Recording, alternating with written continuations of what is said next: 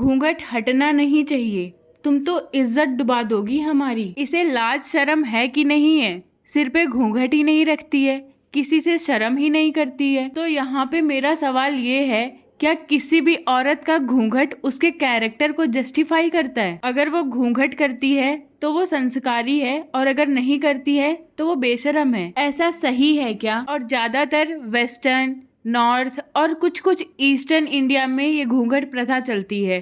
South India में ऐसा क्यों नहीं है? वहाँ की स्त्रियां घूंघट क्यों नहीं करती? आपको रामायण के टाइम पे ले चलते हैं। क्या वहाँ पे सीता माता या फिर राम जी की माताएं घूंघट करती थी? बिल्कुल भी नहीं।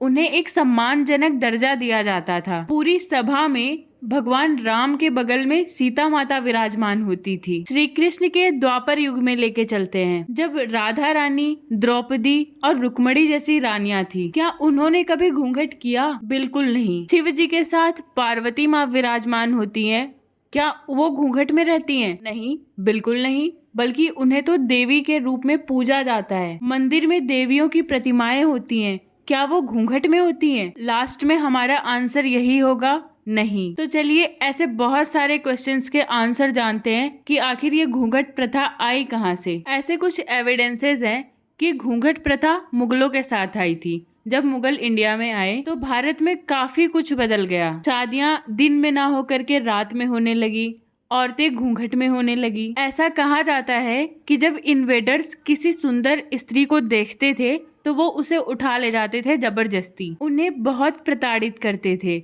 और इन्हीं सब चीजों से बचने के लिए भारत के लोगों ने अपने स्त्रियों को पर्दे में रहने के लिए बोला कि इससे वो देख नहीं पाएंगे और ऐसे ही उन्हें प्रताड़ित भी नहीं करेंगे। अगर घूंघट की बात कर रहे हैं तो बुरखे की भी बात करते हैं। बुरखा तो एक्चुअली मिडिल एशिया से आया। वहाँ का क्लाइमेट ही इतना प्रचंड होता है कि अपने स्किन को ढकने के लिए कुछ प्रॉपर कपड़े चाहिए होते हैं, इसीलिए वहाँ के लोग अपने फुल बॉडी को ढक लेते हैं और फिर वो लोग जहाँ जहाँ गए इस प्रथा को अपने साथ लेके गए। लेकिन यहाँ हम बात कर रहे हैं हिंदुओं की। एक तरफ जहाँ हमारे देश में औरतों के रिजर्वेशन की बात हो रही है, लोकसभा और विधानसभा में उन्हें 33% रिजर्वेशन देने की बात चल रही है। इवन कॉन्स्टिट्यूशन में अमेंडमेंट करके बिल पास कर दिया गया है। तो वहीं दूसरी तरफ भारत के ही कुछ राज्यों के जैसे उत्तर प्रदेश, बिहार, गुजरात, राजस्थान, मध्य प्रदेश का भी कुछ पार्ट, यहाँ की औरतों को घूंघट में रखा जाता है और घूंघट को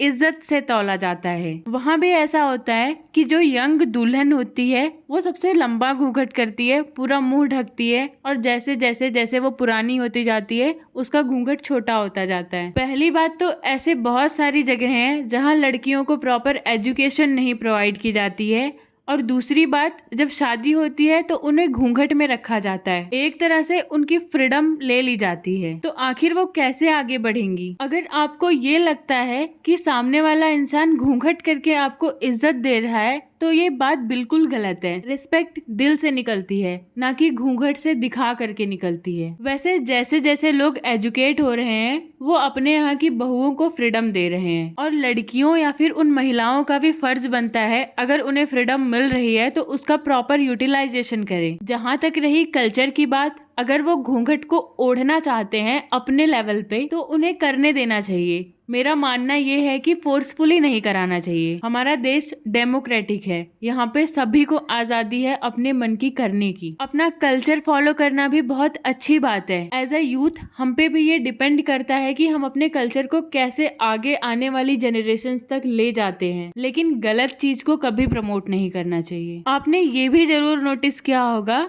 कि साउथ इंडिया में कोई भी घूंघट नहीं करते हैं।